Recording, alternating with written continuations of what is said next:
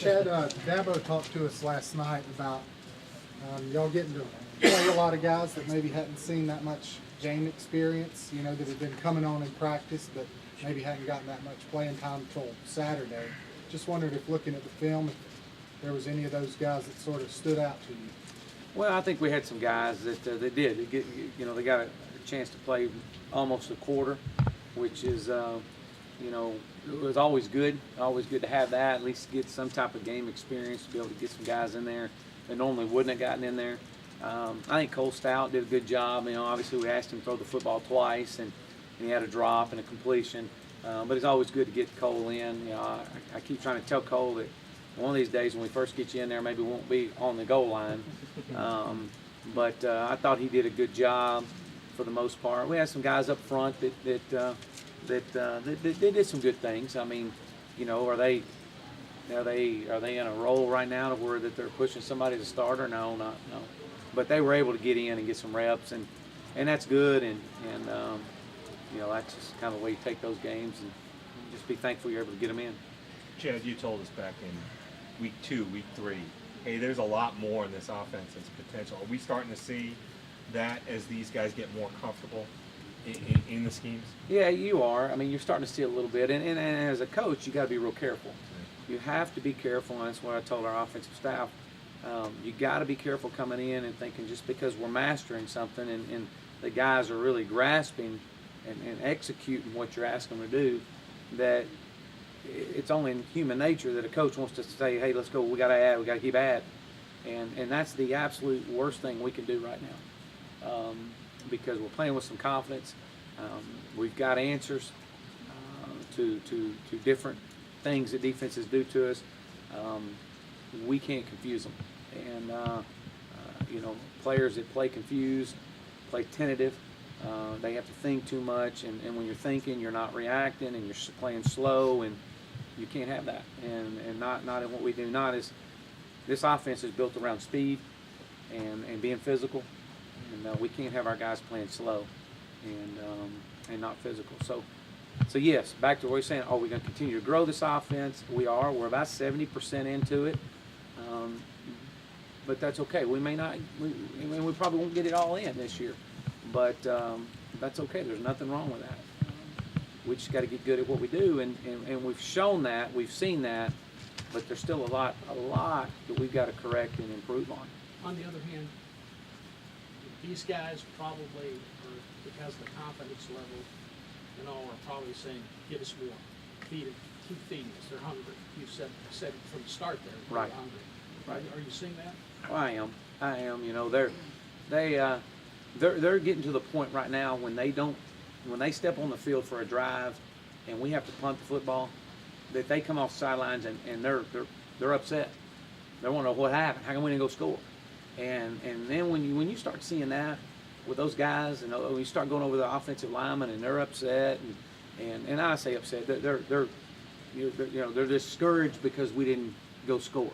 We went 7 plays and punted, or 5 plays and punted, or 3 and out and punted, and what went wrong? And that's what you want. You want them to play with that type of confidence and that type of disappointment when we're not scoring. And they're playing with a lot of confidence. They keep going. Let's go, coach. But again, I think that's where you got to be smart about it. You got to think about it, and you got to sprinkle just a little bit to keep them hungry. You've run 626 plays, 12 more than the second team, Texas Tech, and then 41 offensive touchdowns. Is that right where you want to be? It is, and you look at that, and you look at, we had 7 3-and-outs against Virginia Tech. We had 2 3-and-outs last week. When you look at, well, if you could just cut those in half, how many you had, where could you be at right now? So, I think we're leading the country in total snaps right now, which is great. We got to continue to press on. We could still went faster the other night. Now, granted, in the fourth quarter, we did play more of a slower pace in the fourth quarter, and that, that cut our snap total down. But they're excited about that. I can tell you that, because we shared that with them today.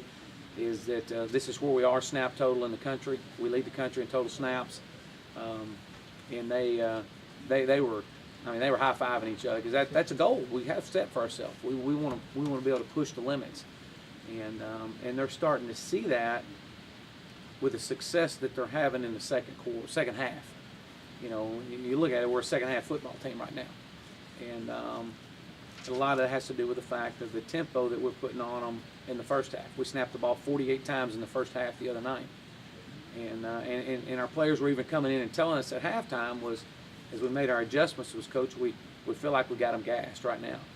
So again, it's a confidence thing. You know, that when they're able to share those things with you, that's what you really like. Even though y'all didn't have overwhelming success running the ball, did you sense in the third quarter North Carolina seemed like they might have had their hands on their hips and they were getting gas?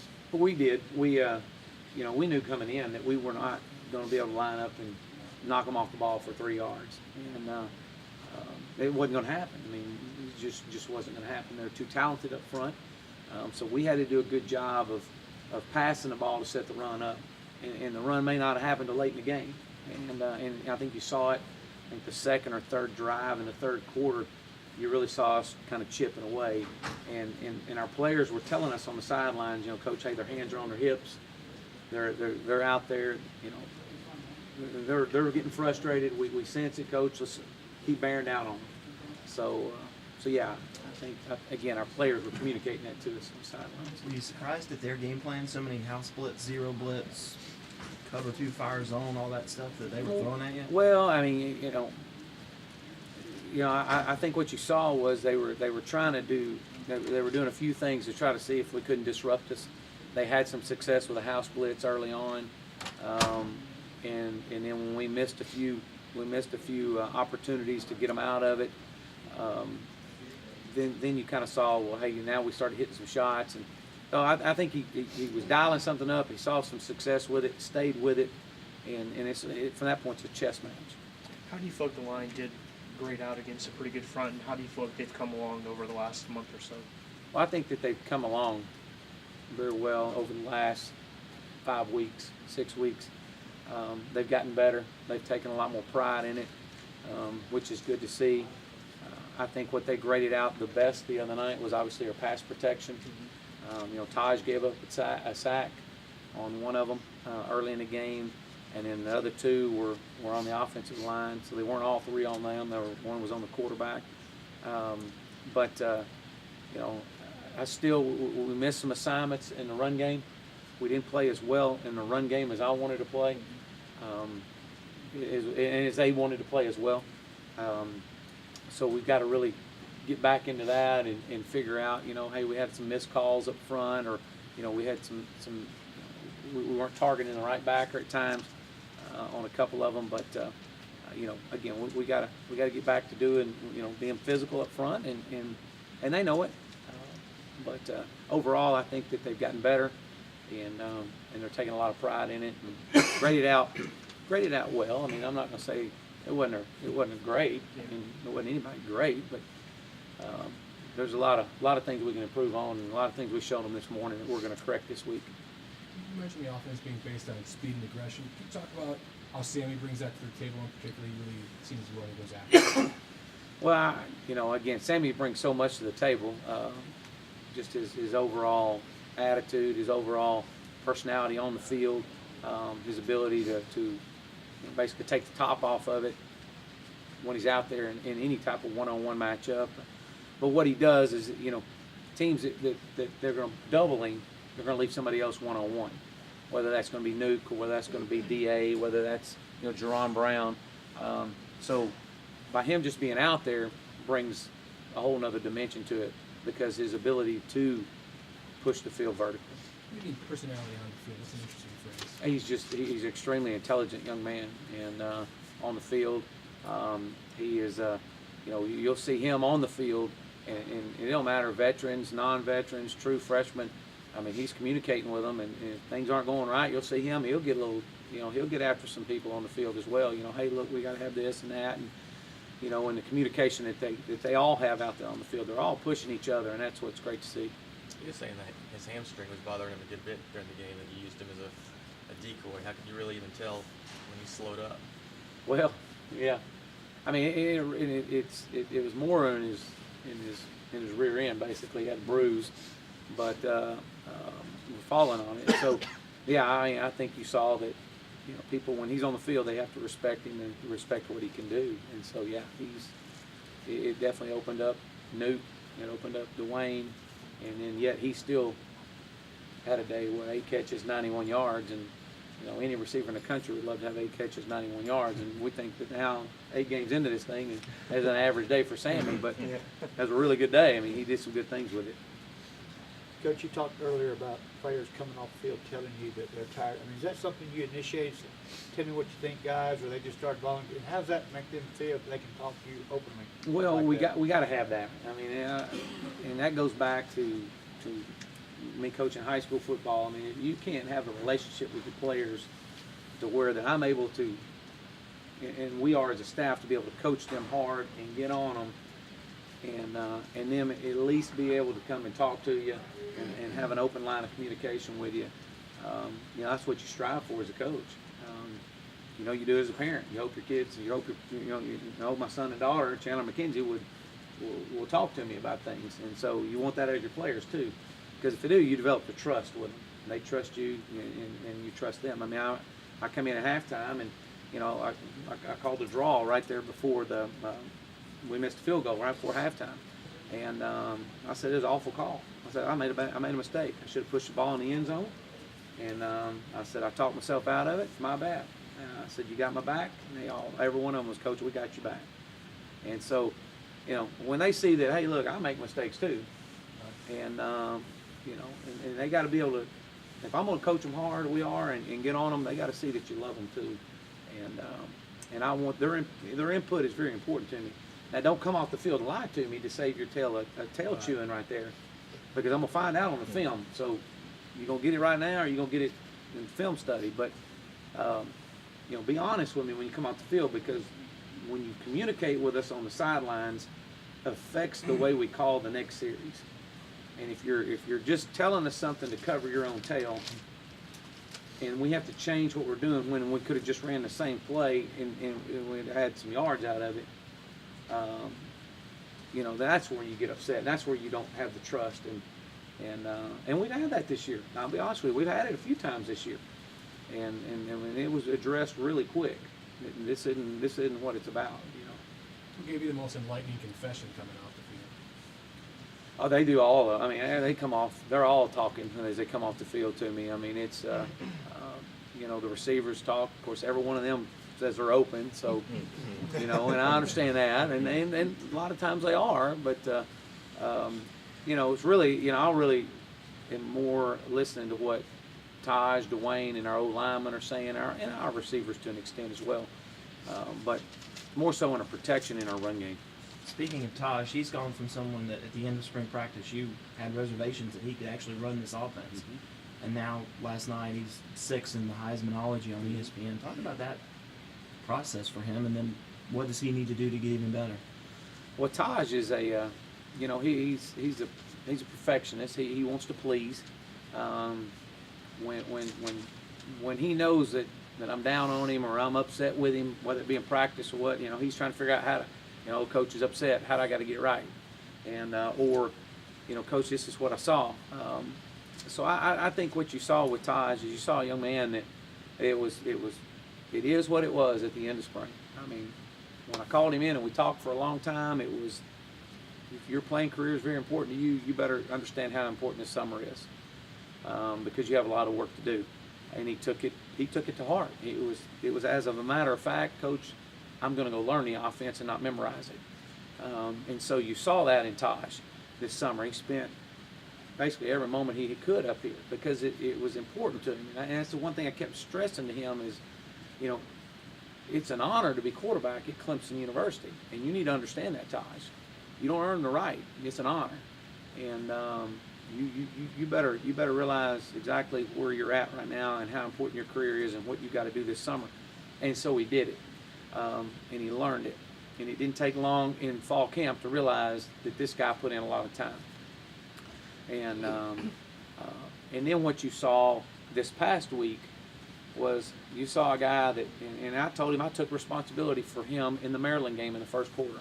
I took responsibility for it. Maybe I didn't prepare him like I should have, and paid more attention to the small things, the details of his footwork and where his eyes were going in practice and his reads. And so I said, that was on me.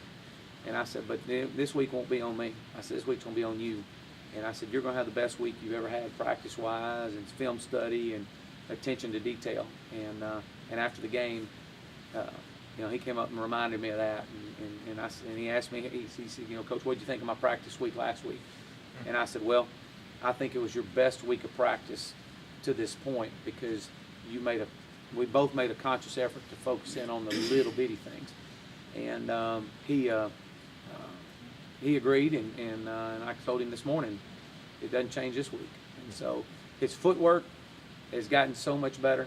His ball security in the pocket, 2 hands on the football. There was a time early in the game where they had a defensive end came off the edge. We actually knocked him off, a little bit knocks him off course, and the guy still comes in, puts a hand on the arm, and he had 2 hands on the football. And in the spring, it was always 1 hand on the football. And so, those are the little bitty things that you get overlooked. And so, what can he do to get better? He's got to pick up his heights a little bit better. The last 2 weeks he's had a sack on him. We got to get better in that regard. Always can do better with our footwork, moving in and out of the pocket. He's doing a good job of pulling the ball down when everything breaks down around him. He's keeping his eyes down the field and being able to make some plays with his feet and with his arm once he gets flushed. And so we got to continue to harp on that. But, I got to continue to coach him harder and demand more out of him. What I want out of him is him to demand more out of the players around him. It's the communication you talked about with the players and then the reason you're on the sideline and not maybe in the press box. Oh, there's no question. Yeah, absolutely. I mean, me being on the sidelines, and they've got to be able to sense, the urgency in my eyes and my tone of voice, and they've got to see that. And that's why I've always been on the field. That's a good point. He's second, I think, now in points accounted for, that stat. If your offense is percolating along the way you want it to be, yards and points, should your quarterback be right up? Is that an offshoot of it? It is. It is. Bar, you want your guys to your quarterbacks to be able to be the guys that when things break down around you, to be able to make plays with your feet. He's playing within his athletic ability, I should say, and not trying to do too much. And I always talk, I've said it since I got here, our quarterback does not have to win the game for us. Just manage the game and move the chains. And he had a huge, what I thought was just a pivotal play in the game, and it was on 3rd and 12. And he gets flushed, pulls the ball down, runs for 12.5 yards for a first down, and then 2 plays later we hit Martavius for the touchdown. That play never happens if he tries to just force the ball. At the same time, he's only thrown a few interceptions, but he never looks scared to sort of try to fit it into small windows. How do you coach that? Is there a way to sort of quantify when somebody's open and, achieve the right kind of balance? Well, again, I keep going back to this, and maybe it's just a boring answer, but you can't confuse them. You can't confuse. The guy that's pulling the trigger there, he can't be confused. It's got to be clear cut, and it's got to be to the point. This is my read. This is the mental clock in my head that's going off. The hitch, throw or go. I mean, at that point, you got to make a decision. And when Tajh is not playing well, he's playing as if he's lost out there, and for whatever reason. But keep it simple for him. Get the things that builds his confidence. He likes to run the football. Probably need to run him more than what I do. He's really gaining confidence in running the ball. I think we saw that the other night. He's really running with good body lean. He's learning how to run the ball now. And so I think the more experience he gets, the better he's going to get. He's 8 games in it, and you keep going, okay, when Tajh just keeps getting better and better and better. again, a lot of it has to go back to the fact that he's playing with confidence because he's not having to think. And you talked about that, the back shoulder throw to Brandon Ford. Is that one where he's trying to read the corner there, whether he throws it up or back? That is an everyday deal we do, is understanding when to throw a back shoulder ball, when not to. Is he in a what kind of coverage, what kind of turn is the corner in? Is he in a zone or man turn? All that stuff, and that is we talk it, we watch film over it, and because once you can master that and he can grasp the concept of that, that's hard to defend. And I think you've seen him throw several of those this year to Dwayne. You've seen Dwayne catch a few. Now you saw Brandon catch one, which I thought might have been the best one he's thrown this year. But you could tell he and Brandon were on the same page with it. When Tajh is coming off the field in between series, there's some typical things you're going over with him on the side. Well, depends on how that series went. If it was 3 and out, it's, hey, here's what we got to do. What did you see? If it's 6 plays and a punt, somewhere in that drive, we probably had a mental breakdown, or we had, we overthrew a ball, or we didn't catch a read right, or whatever, and we'll find out, hey, what were you thinking on this play? But we're always communicating. I mean, it's always a communication. If it ends in a touchdown, then then it'll be, hey, look, nice job, but where are we at with it? How come 3 plays earlier? We should have scored 3 plays earlier, and what did you see here? But again, he and I, we got a great relationship, and he allows me to coach him hard and get on him and demand a lot out of him, and he loves that. He may not love it at the time. I mean, he got an opportunity to meet my high school coach this past week. He came up to the game, and it was pretty neat to listen to those two talk. So it was pretty good. Do you go over to photocopies and you'll see like NFL sidelines sometimes? Do you have that capability to get photocopies? No, not during the game. You can't do that. Can't do it in the game. Everything I'm doing is relying on the box and relying on my own, just watching it myself, and obviously what he's seen. Ellington made a lot of progress, not getting, or made progress the last 2 weeks, where you said you got to practice a lot and you saw the strides. Concern over him? Talking about who? Ellington. Am I concerned about his health Just right now? yes. Or, yeah, I mean, I am just a little bit. He got bunged up a little bit the other night. Still played. So yeah, I mean, Andre, like everybody, like Sammy, like Tajh, like everybody, they got to practice. It's just hard to come out and play on a Saturday and play some of your best ball when you don't practice all week long. Now, again, we know that you look at both sides of the fence there. I mean, there's guys that can't. I mean, they just can't because of injuries, and you got to get what you can and try to coach them up on the run. But yeah, we hope we can get him ready to go for Saturday. Where have you seen Martavis Bryant progress over the last couple of weeks? I mean, in terms of learning the offense and shortening that learning curve, I guess. Well, Martavis is a guy that he's like everybody else. He's like every other true freshman. He wanting to play and learning the system, and you'll have 2 steps forward, 3 steps back with young guys. But he's learning, he's watching, and I think what you're seeing with him, he's such a big body, he's so fast. He presents challenges, and again, it goes back to when you get him out there, let's make sure he's not thinking too much and do what he can do. It's How do you pretty keep this offense focused during the week when you've got the guys for 3.5 hours a day, and they're 21 hours in class or Right. going back to their friends? Well, I mean, show them film. I mean, I all I have to do is show them film of us only scoring 17 points in the first half, and the mistakes that we made in the first half, and just again, our personality, my personality, we're not going to let them feel like that they've accomplished anything because they've won 8 games and again, I know Coach didn't bring me here to go 8-4 or whatever the record would be, but they've done a lot of good things to this point. But that's all they've done is to this point. There's far bigger goals that we've set, that we want to achieve, and you know, one of those is to take a step toward a division title, and you know, obviously the only game we can control is this week, so they're not gonna. There's a lot of things we got to improve on, and we're gonna make sure that they do that, without a doubt. I notice Todd, a lot of times when he's struggling, his passes are high.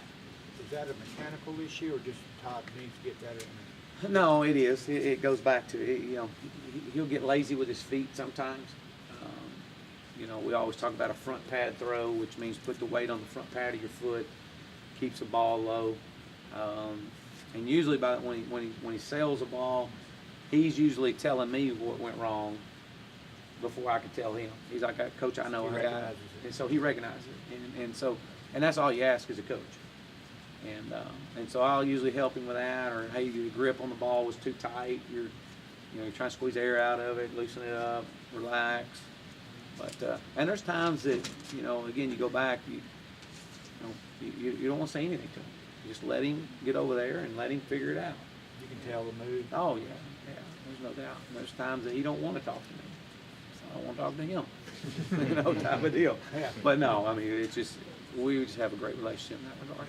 You've talked a lot about sort of the communication with the players and how much you take that into consideration. You know, is that something that really affects your play calling as the game moves forward? Well, there's no question. I mean, those guys are playing it. I'm just on the sidelines. They're playing it. They're seeing it in action. And that's why it's so important that the information we get from them is accurate, and not just trying to, oh no, Coach, that guy did this, and when really he didn't. Because it affects your, it affects your game plan and how you're doing things. And so yeah, we rely on that. Obviously, we rely a lot on the box, the communication in the box, and what's going on. But you know, those are the guys out there, and you know, hey, can you whip your man or can't you? And you know, everybody wants to be a tough guy, but if you're getting whipped, you need to let me know. I'm getting whipped, Coach. Run away from me. And then we'll figure out, hey, how can we fix it? There's got to be a pretty good level of trust involved on both sides of that. There is. There's a big level of trust, and you got to have that. But again, it hasn't always, some guys try to, early in the season, try to tell you things just to save themselves the tail chewing right there, and it affects you. And then we always tell them, hey, look, Monday when we show you film, you think you got it bad on Saturday, you lie to us out there, it'll really be bad. But that happens maybe once every so often, but they all know.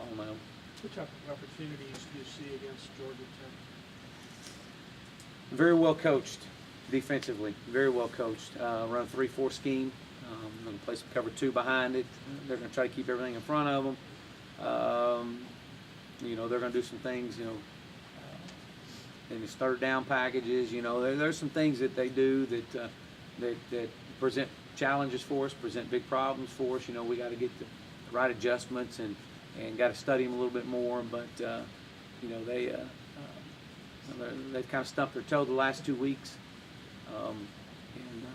it'll be definitely a great challenge for us. They've given up some chunks of rushing yardage. Do you think that there'll be some opportunities there? Obviously, you're not going to say whether there are or aren't. Getting back to running the ball being a big key. Well, I think so. I mean, I think what you see is that those guys have, whether it be an injury or what that they've had, but they've, again, I go back. They're extremely well coached. They know what they're doing. They're running a program. They're real similar to a Virginia Tech, and this is what they do, and this is kind of their staple. Like they have, they run the option on offense. I mean, they're a 3-4 on defense, and they're going to do some things to try to disrupt our reads. So yeah, I mean, there's we definitely got our work cut out for us. We got to really stay on our game this week and try to work some things, try to create some mismatches when we can find him. Brandon Thomas will be okay this week? He should be. He should be okay. Anybody else on the line? No, we should. I mean, we came out pretty much healthy for the most part. Chad, you're an exuberant guy. What do you think of? I mean, does Dabo even out exuberant you sometimes? What do you think of Dabo's kind of high energy high energy stuff. Well, yeah, I love it. I Yeah. mean, I love it. Our players feed off of it, and the thing about Coach Sweeney, he's a passionate person. He's a passionate man, and not only passionate with his football team, he's passionate in his faith and his family, and it rubs off. It carries over, and I think he's, there's times that, you'll see Coach. He's so passionate about it, and the players just they feed off of it, and that's great to see. I know that our players really enjoy that as well as these. How's that one to his foot, ankle? Well, I mean, he finished the game. Probably be limited this week in practice. Some, I don't know if maybe Wednesday or whatever. We anticipate him playing on Saturday. Don't know. Right now we're anticipating that happening, but we'll see. What is the exact injury? Is it ankle sprain? Yeah, just an ankle. Is there something distinctive about your offense that makes communication so important relative to other offenses? I don't know. It's hard to. Maybe that's a good question. I really don't know that. I just know what, when we're. Is that more just your personal style? Exactly. When we're clicking, it's because everybody's on the same page, and we've established a great tempo, and when things aren't going right, we're understanding why they're not going right. Anything else for Coach Morris? Appreciate it. Thanks, Coach. Thank you.